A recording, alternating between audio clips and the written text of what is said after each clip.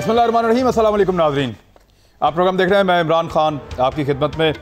मेरे साथ आज किसी तारुफ के मोहताज नहीं है, अवामी मुस्लिम लीग के सरबराह जनाब शेख रशीद अहमद साहब वफाकी वज़ीर रेलवे भी हैं और एक सीनियर सियासतदान हैं। उनसे तज्ज़िया लेना मौजूदा हालात के हवाले से और गवर्नमेंट का बहुत सारी चीज़ों पर जो मौक़िफ़ है वो भी ज़रा क्लियर हो जाए। अस्सलाम वालेकुम शेख साहब। वालेकुम अस्सलाम।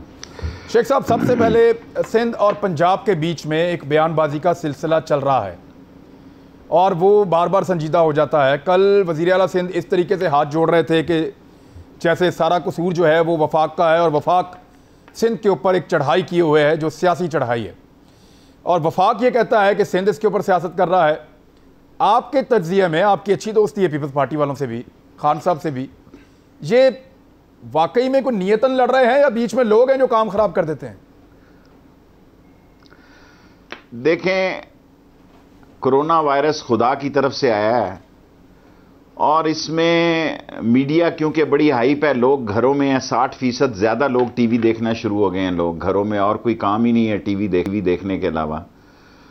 और पहले थोड़े अरसा चढ़ाई की सिंध ने, जो हकीकत है, और बाद में फिर मरकज़ ने जवाब दिया। मेरा ख्याल में ये नहीं होना चाहिए। अल्लाह ने रहम किया है, 10-15 दिन और देख लें, अल्लाह रहम करेगा तो पाकिस्तान में वो ख़तरनाक हालात नहीं आए कि आज अमेरिका में 2300-2400 लोग मरे हैं। वो अमेरिका जो कि मेरी जेब में जो कागज़ है पढ़ सकता है, वो अमेरिका जो हमारा ये प्रोग्राम देख सकता है, वहाँ से वाशिंगटन DC में बैठा सुन सकता है, लेकिन वो बीमारी पर काबू नहीं पा सक रहा।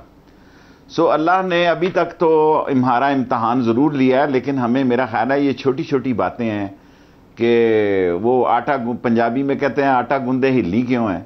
सो ये बहाने से लड़ाइयाँ जो हैं ये नहीं होनी चाहिए और ख़त्म होना चाहिए। कम अज़ कम ईद तक तो, उसके बाद सियासत होगी, वैसे भी रमज़ान के बाद सियासत होगी इस मुल्क में।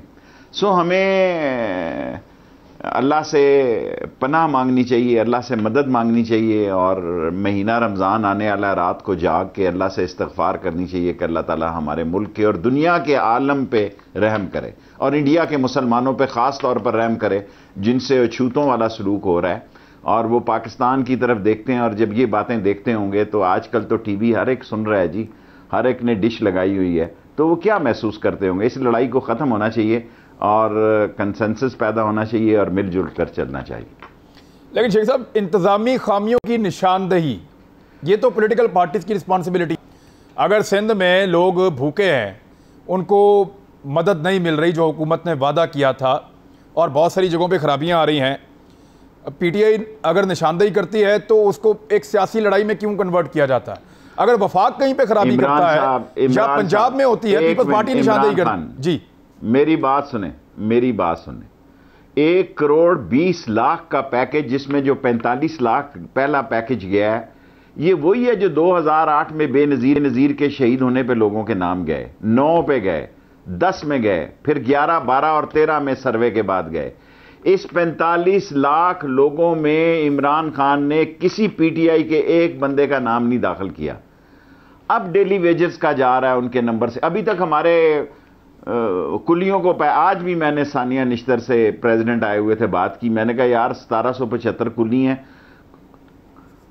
करोड़ों लोगों को पैसे मिल रहे हैं, 1675 कुली हैं, उनका पैसों में रुकावट हो रही है। देखें, मसला ये है कि आप सारे लोग समझ रहे हैं कि ये गरीब आदमी का, दिहाड़ी वाले का मसला है, ये सफेद पोश का मसला है। राइट, दिहाड़ी वाला फिर रूखी सूखी खा लेता है। सफेद पोश की दुकानें जो बंद हैं उनके लिए बड़े मसले हैं। आज मैं शहर में गया, मैं रोज सुबह 1-2 घंटे जाता हूं, वो कहते हैं जी हमने गर्मियों के स्टॉक खरीदे हुए हैं फैसलाबाद से, हम तो नवंबर-दिसंबर में खरीद लेते हैं ताकि महंगा ना हो कॉटन। तो हमें जिस सूरत हाल से ना पड़ रहा है, हमें अपना उधार उतारना, दुकानें ही आदमी की होती हैं, माल तो लोगों का होता है। ठीक है, मोस्टली दुकानें लोगों की है, सिर्फ दुकान है और माल बाहर का है, उनको पेमेंटें करनी है। सो लकीली कोई IMF, वर्ल्ड बैंक ने बेहतरी का सबूत दिया, वरना तो हम ऑलमोस्ट डिफॉल्ट हो गए थे जी। ऑलमोस्ट इमरान साहब, हमारा काम फाइनेंशियल ख़त्म हो गया था और ग्रोथ तो मनफी होनी थी, लेकिन किस्त के लिए तो छुट्टी हो गई थी। सो एक वक्फा मिल गया इमरान खान के साथ। अल्लाह भी मदद करता है कि गोश्त ने अपील भी की थी कि बेहतर पैसों की तकमील जो है वो बेहतर मसले में आ गई, वरना तो पाकिस्तान डिफ़ॉल्ट हो चुका था। कोई कमी नहीं है अब डिफ़ॉल्ट होने में। ये तो वर्ल्ड बैंक और IMF ने एक कुशन दे दिया पेमेंट देर से करने का, वरना हमारे पास तो पेमेंटों के पैसे नहीं थे। ठीक है शेख साहब, जो कल पीर दिखाई मुराद अली शाह साहब ने, वो कह रहे हैं कि सिंध के अस्पतालों में लाशें पहुंची हैं, मरीज पहुंचे हैं जो करीबुल मर्ग थे, और हमने कोरोना की वबा के खदशात के साथ उनमें से कुछ को दफन भी किया है। और जिना अस्पताल कराची का इस बात की तस्दीक कर रहा है कि पिछले सालों की निस्बत इस साल गो के लोग अपने घरों में हैं, लेकिन ज़्यादा डेड बॉडीज़ पहुंची हैं अस्पताल में, और 125 के करीब वो बताते हैं। शेख साहब, ये कितना अलार्मिंग है, क्योंकि ये वो दिन है जब पेंडेमिक अपनी पीक की तरफ जाता है। अगर खुदा ना खास्ता अगले 2 हफ्ते में सिचुएशन उस तरह जाती है जिस तरह वो डरा रहे हैं, देन व्हाट सर? देखें, जो सियासतदान जो जिम्मेदार की, वो क्या शेर है कि यूं रो रो के तू अशकों की आबरू ना गवा, घर की बात घर ही में रहे तो अच्छा है। हमारे अड़ोस पड़ोस में जितनी अमवात हो रही हैं, लोग उसको छुपा रहे हैं। हम अपने गंदे कपड़े आके टीवी पे धो रहे हैं। शेख रशीद अपनी जैकेट ला के इमरान के प्रोग्राम में आके धो रहा है कि ये है मेरे दाग, इसको देखो और दुनिया का तमाशा बनो। देखें, अगर ये अमवात हुई हैं, अगर लोगों ने पर्दादारी की है, अगर उसमें कोरोना के भी केस हैं, तो आप भी पर्दादारी करें। ये नहीं कि कोई डेटा छुपाया जा रहा है। आज के दौर में ये मोबाइल फ़ोन का दौर है जी। हर एक की जेब में खाने के लिए कुछ है या नहीं है, मोबाइल फ़ोन तो है, और वो और किसी के पास काम है या नहीं है, उसे सोशल मीडिया पे पंगे लेने का तो शौक़ है, वो किसी के साथ भी पंगा ले सकता है जिनको ये सोशल मीडिया का काम आता है। मैं आपसे भी दरख्वास्त करूंगा कि आप इन इश्यूज़ को तवज्जो न दें और कोशिश करें कि सूबा और मरकज़ इस बहरान के दौर में नेक और एक होकर अपनी खामियों को मद्देनज़र रखते हुए आगे की तरफ बढ़ें। शेख साहब, मैं आपसे एग्री करता हूं, लेकिन जो पर्दादारी वाला मामला में देखें, ये एक पेंडेमिक है वर्ल्ड वाइड। इसमें जो डाटा है वो बिल्कुल सही रिपोर्ट होना चाहिए, बिल्कुल सही, तभी इस पेंडेमिक से निपटने के लिए दुनिया पाकिस्तान की मदद करेगी। नहीं हुआ उसका ये फैसला नहीं हुआ क्योंकि उसका पोस्टमार्टम रिपोर्ट नहीं हुई, उसका मेडिकल नहीं हुआ। ठीक है, बाज लोग कहते हैं कि देखें, अब अगर एक कुशन निकल रहा है, मुस्बत कुशन निकल रहा है, तो उसको मुस्बत ही रहने दें। ठीक, अगर उसका कोरोना वायरस की आइडेंटिफिकेशन हुई है तो इस तादाद में बढ़ा दें। अगर अमेरिका जैसे मुल्क में आज 2500 लोग मरे हैं, अगर पाकिस्तान में वो भी 15 दिनों में 100-200 आदमी है शामिल कर लें, तो अभी भी इतनी खौफनाक बात नहीं है। अल्लाह हमारी मदद। और हमारे साथ साथ देखें, हमारे साथ जो पड़ोसी मुल्क हैं, अफगानिस्तान बेहतर है, ताजिकिस्तान बेहतर है, काज़ाकिस्तान बेहतर है, और किर्गिस्तान बेहतर है, तुर्कमेनिस्तान बेहतर है, और इधर हिंदुस्तान की भी सूरत हाल इतनी ख़राब नहीं हुई जितना मुझे खदशा था कि वहाँ गुर्बत बहुत ज़्यादा है। वो हालात नहीं हुए हमारे पड़ोसी मुल्क ईरान में हालात हुए हैं। अल्लाह ताला उनकी मदद करे और उनको इस काम से निकाले।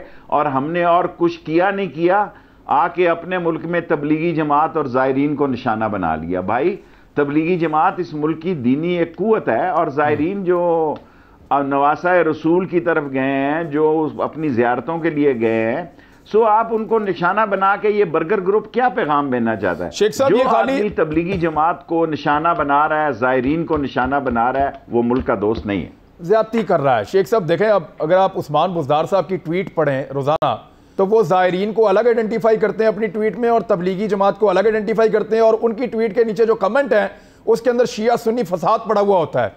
तो क्या उनको ये सिलसिला रोकना नहीं चाहिए? ये बहुत ज्यादती है, रोकना चाहिए। आप उसको फ़ोन करें, नहीं तो मैं उसको फ़ोन करके ये समझाता हूँ। मैं तो देखता ही नहीं ये IT शाइटी जो है ना, मैंने आज तक कभी ट्वीट किया। लोग मुझे कहते हैं जी आपके 50 लाख फॉलोअर हैं। मैं कहता हूँ शुक्रिया उनका, क्योंकि मैंने तो आज तक कभी ट्वीट नहीं किया जी। ठीक है, लेकिन ठीक है, उनको रुक जाना चाहिए। मेरी गुजारिश है उनसे, वो सुन रहे हैं अगर तो, और ये शेख रशीद साहब भी गुजारिश कर रहे हैं कि इस तरह ना करें, इससे लोग आपस में उनको लड़ने की वजह मिलेगी। तो ये सुप्रीम कोर्ट ऑफ पाकिस्तान के अंदर कोरोना वाला मामला गया, ये असकुत था। अब उसमें वफाक को भी सुबकी हुई और सिंध को भी हुई। पीपल्स पार्टी ने जजेस के साथ वो नहीं किया जो एक ख़ास ग्रुप ने पाकिस्तान तहरीक इंसाफ की तस्वीरें और उनके स्लोगन्स को इस्तेमाल करते हुए जो तनकीद की है मुअज़्ज़ज़ जज साहिबान पे, जिसका इमरान खान साहब ने नोटिस भी लिया है। ये कैसे हो गया सर? बहुत बुरी बात है। बहुत बुरी बात है। और इमरान खान, क्या मैं खुद समझता हूँ कि सुप्रीम कोर्ट ने ठीक नोटिस लिया। एक पैट्रियट आदमी है, एक दूरअंदेश आदमी है। देखें ना, पार्टियां तो इतनी तकसीम है कि एक दूसरे के साथ ये कैसी बीमारी आई है, ये मुसलमान को समझने की ज़रूरत है। तन्हाई की बीमारी है, तन्हाई की मौत है, तन्हाई का जनाजा है, कोई लुक आफ्टर नहीं कर रहा। इतनी बड़ी सज़ा के बावजूद भी अगर हम सबक नहीं सीख रहे और हम ऐसी फजूल बातों की लड़ाई लड़ रहे हैं, हमें अल्लाह से पनाह मांगनी है। रमज़ान का महीना आ रहा है, रातों को जागना है।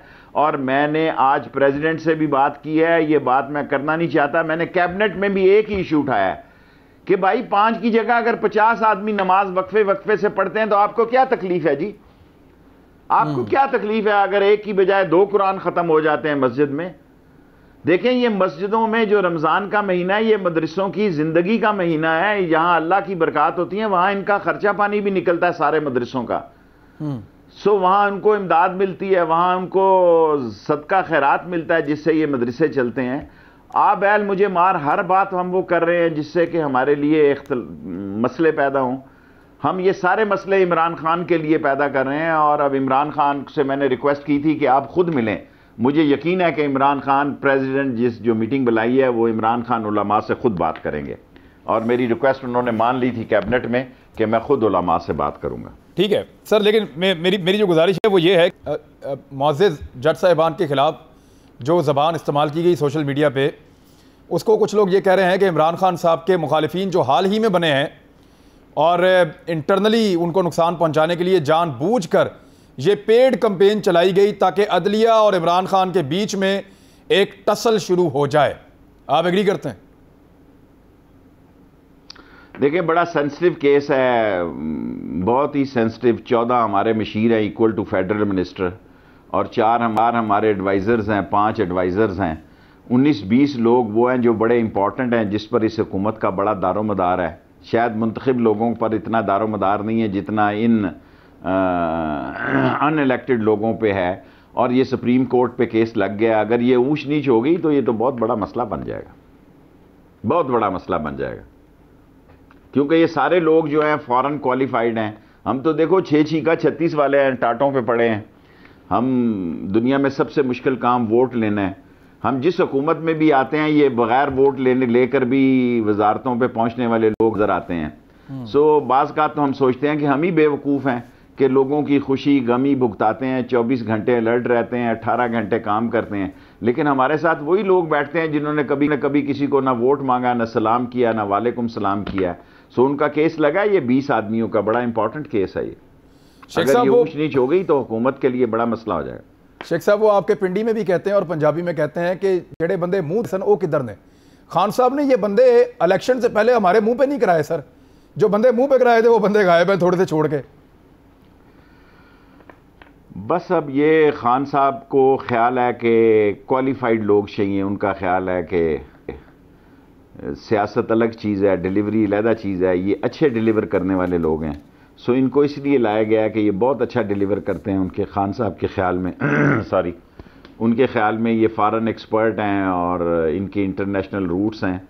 और हमारे जो उर्दू मीडियम वाले हैं वो यही हैं, 6 का 36 वाले। सो ये फ़र्क तो है जी।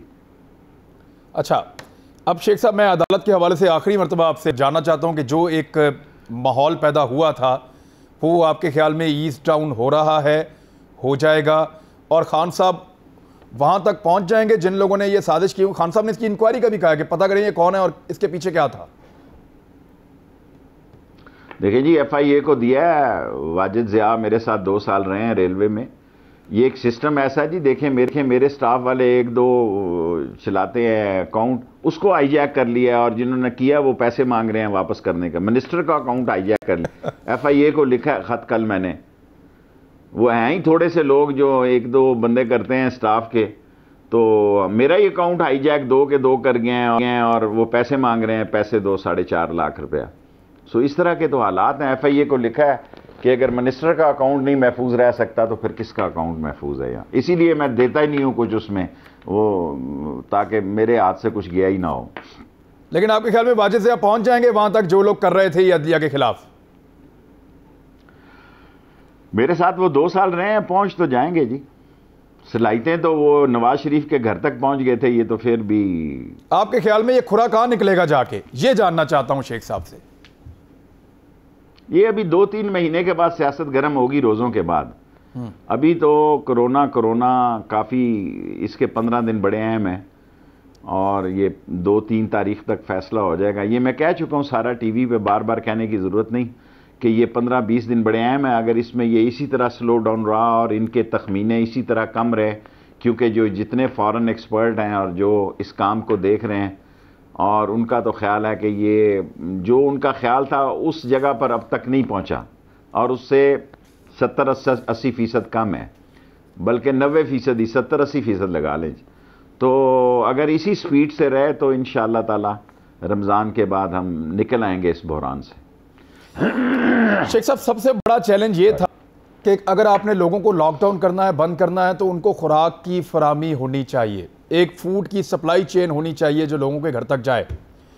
टाइगर्स बनाने की कोशिश की गई, को पटवारी आगे आ रहे हैं, कभी कोई, सब अपने अपने ज़रिए मुखय्यर हजरात काम कर रहे हैं, लेकिन बात बनी नहीं। लोगों को, बेचारों को बार बार बाहर निकलना, हुकूमत कर नहीं सकती, हमारी काबिलियत नहीं है इसमें, या हमारी नीयत नहीं थी, हुआ क्या एक्चुअली? देखें, 1 करोड़ 20 लाख लोगों को पैसे दिए जा रहे हैं। आप इमरान खान को ये कहें अगर नून लीग या पीपल्स पार्टी की हुकूमत होती तो पुराने आने आईडीज पे ना देते। ये 45 लाख जो अभी तक गए हैं, इसमें पीटीआई का एक आदमी नहीं है जी। ठीक, ये सारे बेनज़ीर के दौर के और नून लीग के दौर के 45 लाख लोग हैं। ये 2008 और 9 में जो MNA MPs ने नाम दिए थे, फिर 10 और 11 में दिए थे, फिर 13 में दिए थे। सो अगली किस्त आएगी जो बेचारे कोरोना वायरस वालों की होगी। ये तो सारी किस्त वही है जो कई सालों से ले रहे हैं लोग, लेकिन इस वक्त कोई और गरीब की आइडेंटिफिकेशन का और गरीब का जो गुर्बत की लकीर से नीचे है, वो लिस्ट और कोई नहीं थी, इसलिए इसी लिस्ट को आगे चलाया गया है। और अगली अब सेकंड जो फेज आएगा उसमें इस कोरोना के लोग आएंगे, और आप बेफिक्र हैं, मोहल्लों में गलियों में हम किसी को, अल्लाह ताला माफ़ी दे, हम किसी के काबिल नहीं है, किसी की जूती के बराबर नहीं है, कोई भूखा नहीं सो रहा जी हमारे मोहल्लों में इंशाअल्लाह ताला। अल्लाह ताला का शुक्र है अभी तक। लेकिन शेख साहब, लोगों को बाहर निकलना पड़ेगा, जब बाहर निकलेंगे तो वो इस वबा से मुतासिर होने के खदशात अब ये पाबंदी भी तो ख़त्म करनी पड़ेगी ना जी। स्पेन में इतने मरे हैं, उन्होंने खोल दिया है, फ्रांस में खोल दिया है, इटली ने आज थोड़ा बहुत खोल दिया। देखें, लोग घरों में कैद नहीं रह सकते, सारा सिस्टम भी तो दो मसले हैं। इमरान फ्रांस ने तो मई तक बंद कर दिया है जी। गुर्बत से मरने देना लोगों को या बीमारी से मरने देना, इसके दरमियान में रास्ता लाइन निकालनी है। इन दोनों के दरमियान से लाइन निकालनी है कि बीमारी से भी ना मरे और गुर्बत से भी ना मरे। ठीक है। और मुझे पूरा यकीन है कि इंशाअल्लाह लोगों के कारोबार मुतासर ज़रूर होंगे, लोगों का बिजनेस कम होगा, लोगों के माशी मसाइल होंगे, लेकिन भूखा कोई नहीं सोएगा, आप यकीन रखें। मैं ये बड़ी जिम्मेदारी से कहता हूँ, मैं बहुत जिम्मेदारी से कहता हूँ, भूखा कोई नहीं सोएगा। लोगों के घरों में मसाइल हैं, रिक्शे वाले के मसला है, बच्चे 6-6 7-7 हैं, टैक्सी ड्राइवर का मसला है, और डेंटर, पेंटर, वेल्डर, मैकेनिक, मोची, दर्जी, धोबी, नाई, इनके मसले ज़रूर हैं, लेकिन थोड़े दिनों में इसका फैसला हो जाएगा। शेख साहब, जो एक नोटिफिकेशन जारी किया गवर्नमेंट ऑफ पाकिस्तान ने, उससे बजाय क्लैरिटी आती, कुछ कन्फ्यूजन हो गई हैं। क्या आपको लगता है कि गवर्नमेंट को एक नया नोटिफिकेशन क्लियर जारी करना चाहिए, क्योंकि उसमें जो शोबे लिखे हुए हैं उनमें से कुछ जगहों पे खुलते हैं, कुछ जगहों पे बंद करवा दिए जाते हैं? यानी ये या तो इंतज़ामिया को ये कहा गया है कि आप अपने तरीके से मैनेज कर लें, क्योंकि लोगों को क्लैरिटी नहीं है, बाकायदा स्पेसिफिक करके नाम नहीं आए हुए, और अगर एक शोबा खुला है तो उससे जुड़ा हुआ दूसरा शोबा बंद है, वो पहला वाला शोबा भी काम नहीं कर पा रहा। देखें, ऐसी बातें हैं जहां बंद है ना, वो भी, अब मैं आपसे क्या अर्ज करूं, बाज लोग अपने इसको क्या कहते हैं, जो गेट के बाहर खड़े हैं, अगर कोई गाहक आता है तो गेट खोल के सामान दे देते हैं। आज अपने शहर के बारे में मैं आपको बता सकता हूं, यहां भी ऐसे ही हो रहा है। अब दर्जी खोला है तो लोग कहते हैं कपड़े वाले की दुकान खुली और सूट की जरूरत पड़े, मिल रहा है जी। आहिस्ता आहिस्ता ठीक हो जाएगा 8, 10, 15 दिनों में, और ये मसला 1 तारीख तक ठीक हो जाएगा इंशाअल्लाह ताला। या बहुत खराब हो जाएगा या ठीक हो जाएगा, या सब कुछ बंद हो जाएगा या सब कुछ खुल जाएगा। शेख साहब, 5 बजे के बाद लोग सौदा लेने जाते हैं, ऐसे लगता है मनशियात ढूंढ रहे हैं, यानी वो ऐसा चुप चुप के खुफिया तरीके से वो चीज़ें दे रहे हैं, ले रहे हैं। अब ये माहौल में से निकालना भी आहिस्ता आहिस्ता गवर्नमेंट को कोई ना कोई ईज डाउन करना पड़ेगा और लोग कोऑपरेट करें तो हो सकता है निकल आएगा। पहली तारीख तक कौम निकल आएगी इस बुरान से, या सारी इस बुरान में चली जाएगी या बुरान से बाहर निकल आएगी। शेख साहब, लोगों ने संजीदगी से लिया या नहीं लिया इसको?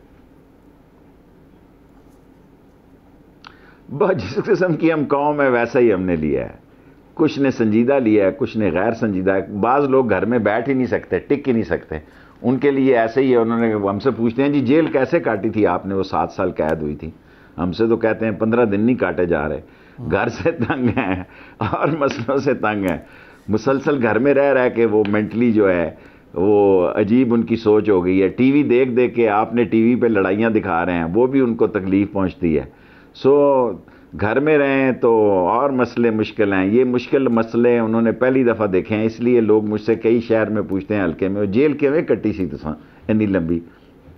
शेख साहब, पिंडी वालों के लिए तो वाकई मुश्किल है। जो पिंडी बॉयज़ कर रहे हैं वो टिकते ही नहीं है घर में, मोटरसाइकिलों के ऊपर कभी इधर पुलिस कभी उधर पुलिस। सबसे ज़्यादा वीडियो तो नहीं की आ रही हैं। चलें मैं एक ब्रेक ले लेता हूँ। ब्रेक के बाद शेख साहब से फिर हम पूछेंगे कि वो पहला सवाल ये पूछ लेता हूँ ना कि कौन सा ऐसा तबका है आपके ख्याल में, लोगों में अगर तबकात में आप देखें कि जो नहीं टिक पा रहा या वो समझते ही नहीं है कि ये कोई खतरा है। ब्रेक के बाद वेलकम बैक नाज़रीन। शेख साहब, लोगों का कौन सा तबका है आपके ख्याल में जो इसको संजीदा नहीं ले रहा या वो ये समझ रहे हैं कि ये बीमारी उनको कुछ नहीं कह सकती? एक्चुअली जिनको लेना चाहिए वही संजीदा नहीं ले रहे। मेरे बाबड़ा बाजार जहाँ मेरा लाल हवेली, तेली मल्ला, लाटू मल्ला, अकालगढ़, चिटियाँ हटियाँ, वो हमारी आदतें ऐसी है कि चौक में नाश्ता करना है बैठ के इन्होंने। हमारी आदतें ऐसी हैं, शाम को इन्होंने स्टूल रख के लात पे लात रख के आपने हमाम खोला है तो कहते हैं हमाम में रश है। भाई वो इतनी देर से महल्ले की उन्होंने बदखोइयाँ नहीं की हुई, इतने दिनों से महल्ले की चुगलियाँ नहीं हुई, इतने दिनों से उन्होंने सियासत पे तबसरे नहीं किए हुए। सो ये सारे मसले एकदम वो उगल रहे हैं। सो इसलिए हमाम पे रश है, क्योंकि सुबह उठ के उसने हमाम पे वैसे ही जाना है। शेव तो उसने जब करानी है पहले उसने गप्पें मारनी है सारे महल्ले की। वो गप्पों से इतने तंग आए हुए हैं। और कोई देखें हमारे पास क्या एंटरटेनमेंट है, सिनेमे बंद हैं सारी, वैसे भी सिनेमे कब अब लोग टीवी शीवी पे ही देख लेते हैं। अब वो टीवी देख देख के भी तंग हैं, घर वालों से भी तंग हैं, फिर महल्ले में आके तो बैठते ही हैं, फिर आप फट ले जाते हैं जनाब अली कैमरा उधर के, जनाब सारा खिलाफ वर्जी हो रही है। वो आदत से मजबूर हैं। कोई ये नहीं कि उनको पता नहीं है कि कोरोना वायरस क्या है, सबको पता है, हाथ धो दे जरूरी है और इकट्ठे नहीं होना। पर एक देखें हमारा एक इस्लामी शऊर का मसला भी है कि हमारा बचपन से हमारे जहन में ये बात लगाई है कि हमारा मौत का वक्त है। हम जब बच्चे हैं हमारे जहन में डाला गया है कि नफ़ा नुकसान, बीमारी, सेहत, जिंदगी, मौत, कारोबार, नुकसान, ये सब अल्लाह की तरफ से, ये हमारा ईमान है। सो उस ईमान की जो सूरत हाल है, अब देखें 5 मौलवियों को कहा है, मेरे महल्ले में तो कोई 5 मौलवी नहीं पढ़ रहे जी, उसी तरह नमाज हो रही है। वो कह रहे हैं शेख साहब मरने से पहले भी तो तौबा करनी है। सो मैं अगर कहूँ भी तो मैं नहीं कह सकता, मैं अपने महल्ले की मस्जिदों को नहीं कह सकता कि 5 मौलवी करो जी, 5 मुक्तदी करो। अब रमज़ान में अगर, अब मैं क्या अर्ज करूं, ऐसे ही आप बात कहीं से कहीं चले जाएगी। भाई लोगों ने मस्जिद में जाना है, जो मर्जी आप कर लें, जितना मर्जी कानून सख्त, कर्फ्यू भी लगा देंगे, फिर आप कर्फ्यू भी लगा दो, लोग मस्जिद में जाएं। फिर आप प्राइम मिनिस्टर को क्यों कहते हैं कि वो बात करें उलमा इकराम से? मैं नहीं कहता, मैंने कहा मस्जिदें खोल, मैं नहीं कहता। किसी वजीर का इंटरव्यू के पूछ ले। इस हफ्ते भी मैंने कहा कि 5 की बजाय 50 या 70 कर दो। इस कैबिनेट में भी कहा है। मुझे पता नहीं जो होना, आप वैसे ही लगे हुए हैं। देखें ना, एक बंदे ने जाके मस्जिद में अजान देनी है सुबह, उसको इस पे फख्र है कि मैं इस मस्जिद में, वो ये नहीं कि मुअज्जिन है, मुअज्जिन और है कोई, लेकिन वो इज्जत महसूस करता है कि मैं अपने महल्ले को जाके जगाता हूँ जी, मैं अजान देता हूँ, इसकी एक रिस्पेक्ट है, और जिधर से गुजरता है कि शाह जी को सलाम होती है। सो अब ये हमारा कल्चर ये 15-20 दिन में तो नहीं ख़त्म हो सकता जी, नहीं हो सकता। तो फिर लोग इसको मानने को तैयार नहीं है, उलमा भी नहीं है। उलमा ने कल कह दिया क्लियरली कि हम नहीं रुकेंगे, अगर किसी ने जबरन रोका तो ये गैर शरई होगा। हुकूमत अब उनको कैसे कन्विंस कर सकती है सर? और ये तादाद तो कोई नहीं गिन सकता। लोग, मुझे यकीन है, हाँ जी, मुझे यकीन है कि इमरान खान के साथ उनकी मीटिंग कामयाब जाएगी, और मेरी दरख्वास्त पर इमरान खान साहब ने यह फैसला किया कि वो खुद उनसे मिलेंगे। शेख साहब एक मिनट, आप कह रहे हैं कामयाब जाएगी, कामयाबी आप किसे समझते हैं? मीटिंग की कामयाबी क्या होगी? क्या कामयाबी ये है कि एक सफ छोड़ के नमाज पढ़ लें, फासले पे पढ़ लें। देखें ना, अब इतनी बड़ी मस्जिदें हैं, मैं तो स्टूडेंट लीडर के वक्त से ये सोच रखता हूं कि इन मस्जिदों को भी मदरसे बनाना चाहिए, दीनी तालीम के साथ दुनियावी तालीम भी। इतनी इतनी बड़ी हमारी मस्जिदें हैं, फजर से लेकर जोर तक इनको इस्तेमाल करना चाहिए। इन्हीं मस्जिदों से हम ये राशन बांट सकते थे, इन्हीं मस्जिदों से हम गरीबों को। यहां देखें, अब हमारे मसले क्या हैं जी? हमारे मसले ये हैं कि हमारी आबाई सोचे हैं कि हमारा लाल हवेली के बाहर अफ्तारी होनी है जी। अब हमें फिक्र पड़ी है कि अगले चौक तक चले जाएगा, 5-5 फुट का रखो, नहीं रखेंगे तो लोग नहीं जीने देंगे। सो हम ही नहीं कह रहे, कई और लोग हैं जो हजारों की तादाद में ये काम करते हैं। सो ये सारे मसले नहीं, अफ्तारी गैदरिंग पे तो गवर्नमेंट पाबंदी नहीं लगाएगी शेख साहब? अफ्तारी की गैदरिंग्स पे कैसे लगाएगी? देखें, अब खड़े खड़े लोगों को दे दिया करेंगे, यही करेंगे कि जी बिठाएंगे नहीं, पकड़ा देंगे जी, ये लो अफ्तारी का पैकेट ले जाओ। शेख साहब देखें, मदीना मुनव्वरा में, मक्का मुअज़्ज़मा में अल्लाह ताला के घर जो हैं वहाँ पे, यानी वो देख के भी मनाज़र दिल को दुख होता है। अगर वहाँ पे रोक दी गई इबादत, अब ऐसी बात करूंगा कि सारे लोग मेरे मुखालफ हो जाएंगे, अब मैं रह नहीं सक रहा। देखें, मक्का मदीना काबिल एहतराम जगह। मैं पाकिस्तान के उन 6 लोगों में शामिल हूं जिन्होंने काबे की छत पे भी नमाज पढ़ी है। कोई बंदा आपको नहीं मिलेगा दुनिया के उन 34 मुसलमानों में जिसने मैं काबे की छत पे भी नमाज पढ़ी है। लेकिन मक्का मक्का है, मदीना मदीना है, पाकिस्तान पाकिस्तान है, बादशाह है आप। यहां लोग मर जाते हैं 2-2 रुपए जोड़ के रोजा रसूल पे जाना है। वाह, ठीक। यहां कई बूढ़ी माएओं के पास जाओ जो फुलियां बेच रही है, स्कूलों के बाहर छोटी सी रेहड़ी लगाई हुई है, चाट बेच रही है, वो कह रही है पुत्र पैसे नहीं पूरे हो रहे, मदीने जाना है। अब इसको मैं रोक सकता हूं? ठीक है शेख साहब, ठीक है, वो उलमा और इमरान खान साहब बात करे कोई ऐसा सोल्यूशन निकले कि उसमें इंशाअल्लाह निकले, उसमें जो है वो लोगों के जज्बात भी मजरू ना हो और लोग बीमार भी ना हो। अब मामला ये है कि इंशाअल्लाह ताला कारोबार को होने वाला नुकसान, मुल्क की इकॉनमी को पड़ने वाला डेंट, अब ये पूरी दुनिया को भी डेंट पड़ा है शेख साहब, पाकिस्तान को भी पड़ा है। ये G20 ने जो फैसला किया और पाकिस्तान को जो रिलीफ मिला है इस साल के लिए, आपके ख्याल में ये काफ़ी है? और क्या हम निकल पाएंगे इसमें से?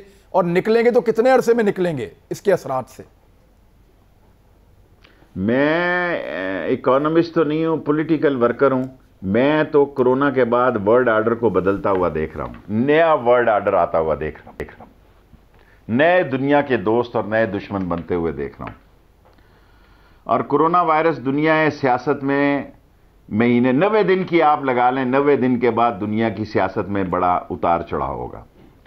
हर मुल्कों में इलेक्शन होने हैं, ट्रंप के इलेक्शन है, दूसरों के इलेक्शन है, उनके क्या असरात होने हैं, उनके क्या उस पर माशी देखें ना, उसने तो 22,000 अरब बिलियन डॉलर उसने दिए हैं, 2200 बिलियन डॉलर कोई मामूली मसला नहीं है।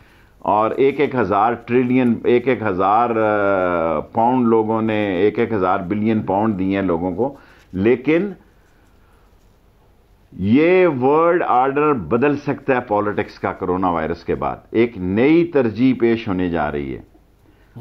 हालांकि ये एशिया के बारे में WHO कह रहा है कि यहां बड़ा तूफान आ सकता है। मेरा अल्लाह से यकीन है कि जिनके साथ तान लग रहा है ना, हालांकि हिंदुस्तान भी इसमें आ जाता है, ताजिकिस्तान, उज़्बेकिस्तान, ताशकंद और किर्गिस्तान, तुर्कमेनिस्तान, ये सारे मुल्क तकरीबन पाकिस्तान समेत महफूज हैं, इन्वॉल्व हैं, लेकिन डेंजरस की उस रेड जोन में दाखिल नहीं हुए कि लाशें उठाने वाला कोई ना हो, नहलाने वाला कोई ना हो।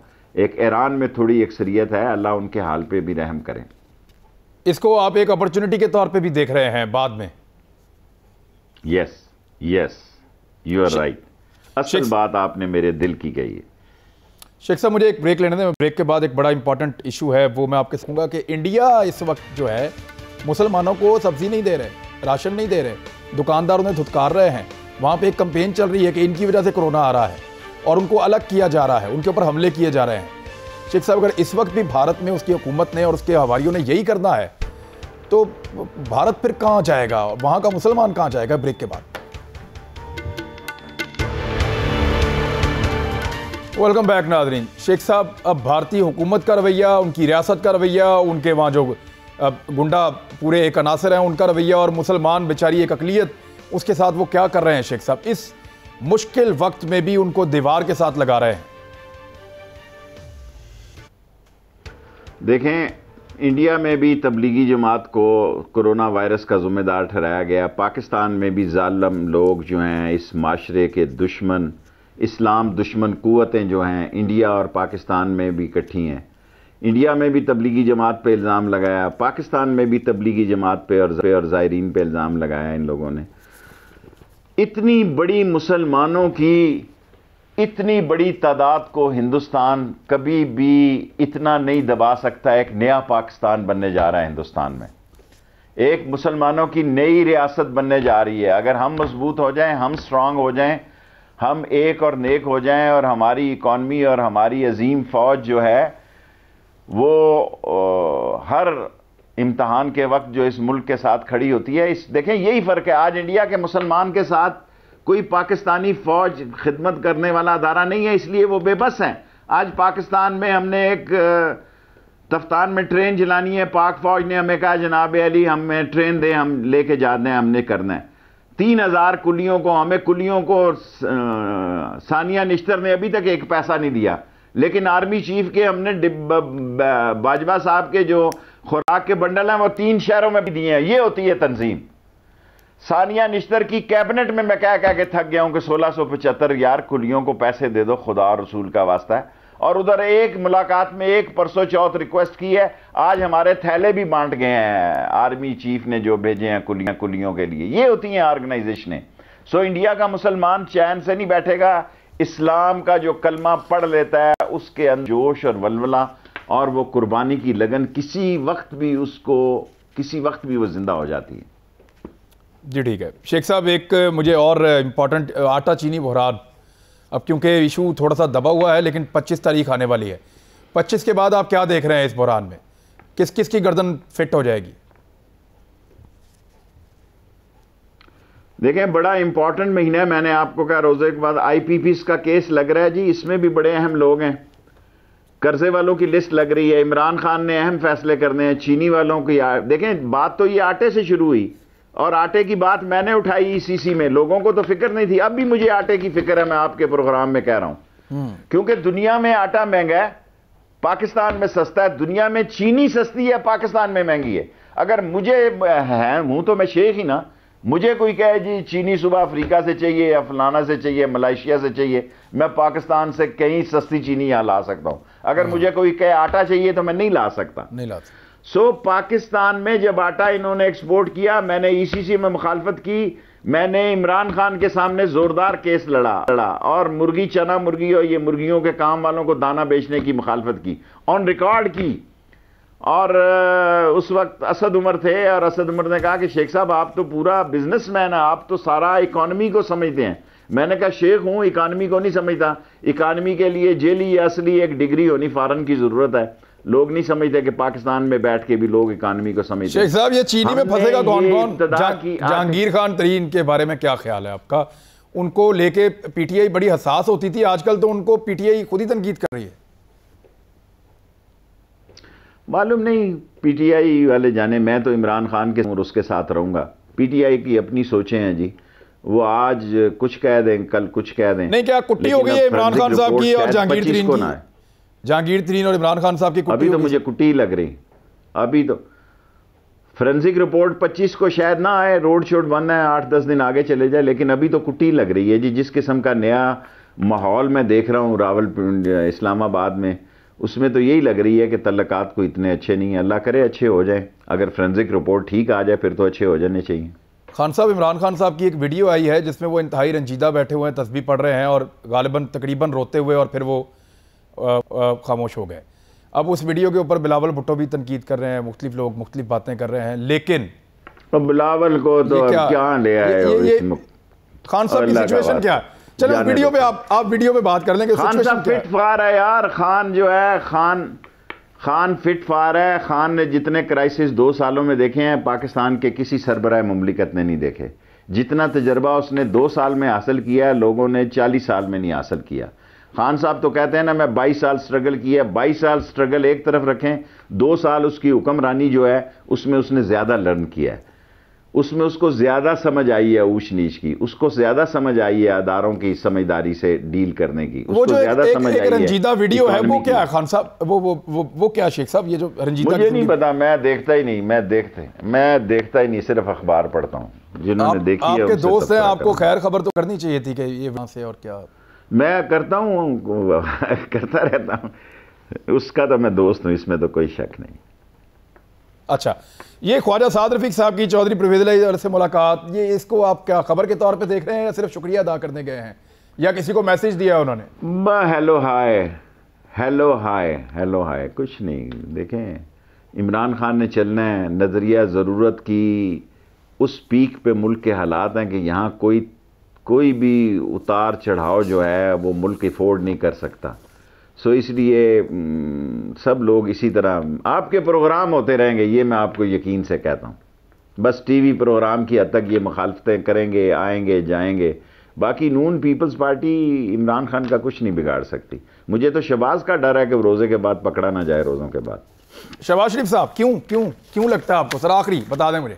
उसका केस बड़ा सीरियस है, मैंने उसकी विटनेसेस पढ़ी हैं कल परसों कहीं।